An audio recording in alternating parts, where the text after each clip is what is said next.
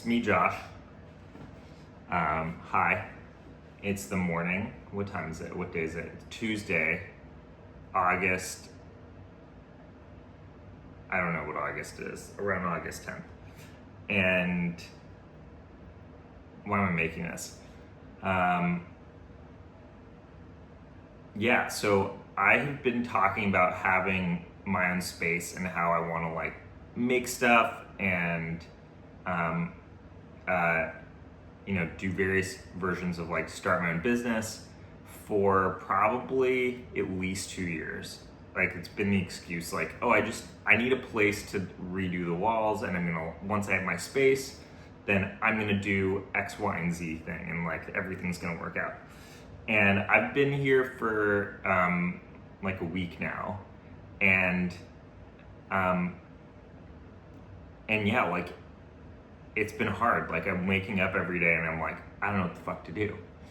And that feels really scary. And I'm recording this for, not just for me. I'm recording this to kind of share something for other people. So, you watch, I call it success porn, all these guys and gals on YouTube or Instagram or whatever, or who write books, who are all you gotta do is hustle and grind. All you gotta do is blah, blah, blah. And it's if you just hustle and grind, you're gonna be able to accomplish your dreams. You just gotta hustle and grind. And I think that's, at least for a lot of people, at least for me and for a lot of people, that misses a lot of the mental element. I have hustle and ground a lot, many times in my life. In college, in my first job. My first job was at this consulting company, McKinsey. I'd be traveling 4 days a week, away from home, and I'd be working, 70, 80 hours, 80 hours out of a hotel room, all the time. I did a startup. I was also working a crap load all the time. But the difference is I always had, in the times where I've been able to grind, I always had either a boss telling me what to do, so I didn't have to pick the task, or, even if I had to pick the task in the moment, there was a general, we know what we're doing. Or I had a team, I had to show up there for my team or my co-founder or whatever. Now, there's been a couple periods, so before I started my startup, for a year and a half, roughly, I was working alone. And I would be sitting in my room all the time, depressed. I'd be trying to think of something, trying to meet co-founders, trying to do whatever I could, but I just couldn't, and I would just keep switching ideas. And then I think during the pandemic, there's a few months in there, but I still had a partner, still with my partner in my apartment. So it wasn't quite the same as when I was 27. And now is a similar time. And so I'm saying this because I always give people this advice. When I'm in a position where I'm feeling good, and I hear someone talk about their passion, they want to write a book or they want to do whatever, I do the same thing that these podcast people do. I'm it's so easy. You should just quit your job and go write that book you've always wanted to write. Or you should just go quit your job and start that bakery. Or you should just go, do it, move to Bali and become a yoga instructor.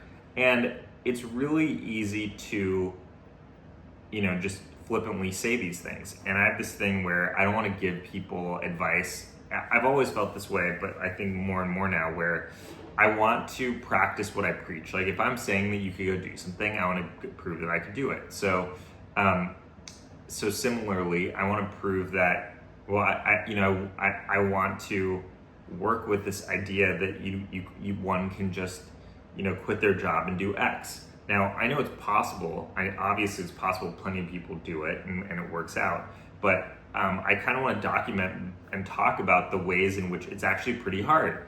And so one of the ways that it's pretty hard is after you quit your job and after you have your space, even after you have your idea, because I have a lot of different ideas that I want to work on, it still feels terrifying It still feels hard to wake up every day and work on your thing. What feels hard about it? There's a few things. First of all, you now have to set your own schedule. So like, there's no one who's going to tell you when you need to wake up. There's no one who's going to tell you, like if you're tired, you can sleep that extra hour. If you're hungry, you can stop and get food. You don't have to wait until lunch. You don't have meetings with anybody. You don't have to be anywhere at a certain time. So just like sticking to a schedule takes willpower in itself. So you're kind of like using your willpower that you would use to work on a work project to just like do the basics. Number two, there's infinite things you could start on. I'm actually, been a product manager. I'm good at creating work plans. Like I've gotten paid to create work plans, and it's hard for me to decide what things to work on. I can't decide if I should work on project A or project B, what order I should do things in. It's been a godsend having AI, like using GPT to think through some of this stuff, just to have someone to bounce ideas off of. But it's just intrinsically hard to pick what to work on.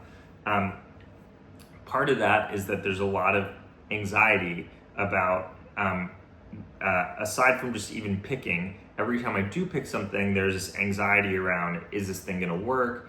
Is this the right, if I project this out, should I be doing this project or that project? Maybe I should just give up. This isn't going as I thought it would. Should I give up now or should I give up later? So all of these thoughts come in as soon as I actually start working on something, like how am I gonna do it? Is it gonna work out? Blah, blah, blah. And then of course there's like all of the underlying fear, etc. Like, which I don't know if this is the same as anxiety. I'm just kind of talking. I haven't had coffee, my decaf coffee yet. This is first thing in the morning. But there's just like, I totally suck. I totally fail, or I totally am going to fail. I'm a moron. I should not have quit my job. I should go back to doing whatever I was doing. Or like I missed the boat. It's like I'm sure people relate to this. Like you pick up your phone because guess what? You don't have like a meeting to be at. So you're doom scrolling and there's all this stuff about like the AI revolution, whatever. And so I'm like, oh, should I have gone back and should I go get one of those jobs again so that I don't miss the boat? And so all of this stuff comes up. And so I don't think that it's when you are working alone without a team, without clients yet, without a thing that is defined, and you are trying to figure out your stuff, at least for me, and I don't know, and it's incredibly hard to just sit there and work. And I'm spending, I'm not like going on vacation. I'm spending my days here doing stuff. But it feels like I'm half as productive, at least, as I would be when I'm at a company. That said, caveat, when I'm at a company, I'm also spending a lot of time in meetings explaining my thinking to other people. Like a meeting is explaining stuff to other people. And so I don't actually have that chunk of time. So in a way, maybe I'm, net similarly productive. Now, second part of this video, what am I doing about it? So in the past, when I was feeling this, like when I was 27 and I was working out of my apartment and freaking out, I would just sit there and wallow. Like I would try to work on something, but then I would be upset that I couldn't do any work and I would feel anxious. And, so I'd have these massive up and down depression moods of, just feeling bad about myself. And I think the only reason I got out of it, I still would probably have a couple good days or a few good days a week. But eventually I found a co-founder. I tried a few different startup ideas during that time. And eventually I found co-founders for a few different things. So I did make these attempts, but I couldn't do anything alone. And I think that was ultimately, I founded Sudden Coffee with Cal, we're still really good friends. that was like an amazing journey. However, I think that it was much harder to work on, I guess to sort out my inner truth. And I think Sudden Coffee was actually like very, very close to my inner truth at the time. But it was really hard to just sort of listen to myself because I was so anxious all the time. So this time, what am I doing differently? Because I've been doing all of this meditation, mental health stuff, spiritual practice, I have been, instead of freaking out, I still have been freaking out. That's part of why I'm making this video.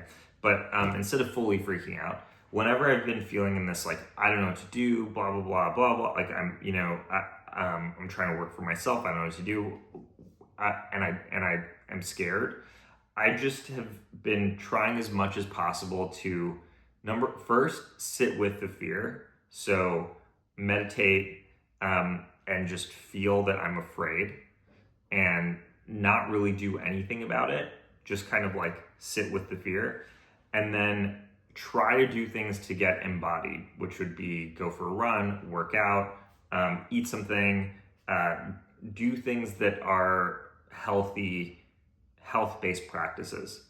And that doesn't necessarily make me productive that day, but it makes me a lot more productive the rest of the week. It also brings me in touch with self. It brings me in touch with my, call it my mission on the planet. It makes me feel calmer. It makes me feel a lot more chilled out, and it makes me feel a lot more confident. And so when you can't necessarily be productive and at your laptop doing some task, if you focus on doing some other stuff instead, then doing things that are healthy instead, moving your body, and also just sitting with your feeling and kind of working with whatever that is. I've also been doing internal family systems and found parts from my childhood that a version of me at 7 years old that was scared to finish a project. And so, I'm kind of doing this healing and improving my body and improving myself along the way. And so that has made it a lot easier than it was when I was 27. Now, I still want to say that I've still been, on YouTube or wasting time proverbially, or on Instagram way more than I would like to be. And I think that's, I think when you're kind of in your head, when you're trying to sit there and like be productive without anyone motivating you, I think that's like a natural thing because you're just looking for ways to spend time. So in case this is useful for anyone, don't beat yourself up if you are spending way more time on Instagram or Facebook or whatever it is, or distracting yourself, or video games when you're trying to work for yourself. That doesn't mean you're a failure. I think that's just part of working for yourself. And, over time, day by day, week by week, it's gone down. I think I allowed myself to distract myself, and then I kind of have been getting bored of it, etc. But the, meditating and working out and doing these other practices has helped a lot. And so when I've been feeling unproductive, instead of just sitting there and being like, I'm unproductive, I just go and work out. I just go for a run. I just go meditate, even if that's all I did that day. Even if I don't do anything else that day, I'll just do those things. And that's what I would recommend in case this for anyone else.